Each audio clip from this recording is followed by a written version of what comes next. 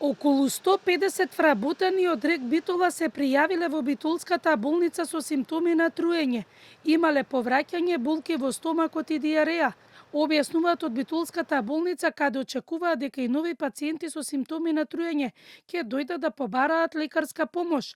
За сега еден пациент е сместен на интерно оделение, а останатите доаѓаат во дневна болница. Вчера се појавиле кај мене околу 80 пациенти со знаци на гастроентерит, после конзумирање лазањи со сос.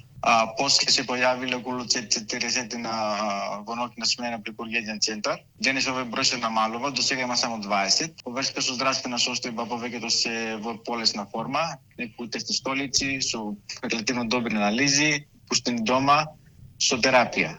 Некои од нив околу 40 се задржани тука преку дневна болница доаѓаат за терапија. Еден пуштив на интерно оделение за хоспитализација. Очекуваме од јавно здравје анализи од изметот за да потврдиме причинителот за ова. Во моментот не е позната причината за труењето. Дали потекнува од храна или од работните површини во кујната на РЕК Битола, каде хигиената на дел од апаратите за мелење месо била на ниско ниво.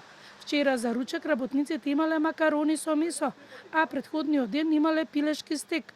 Кујната е затворена од ДХВ и ДСЗИ и се чекаат резултатите. До овој момент немаме првични информации за резултатите од брисевите, од работни површини и од мострите.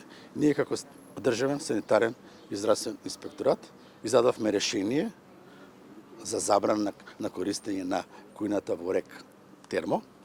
Со решението се наложени противепидемиски мерки кои што офаќаат да се изврши генерално механичко чистење на работните површини и опремата во РЕК Термо и во кујната Суодол, да се направат вонредна дезинфекција од страна на Центарот за јавно здравје Битола. Кујната ја користат 300 вработени.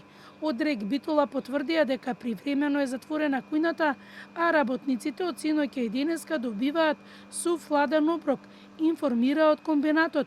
Основното јавно обвинителство Битола е известено за труењето и ги координира действијата за целосно испитување на случајот.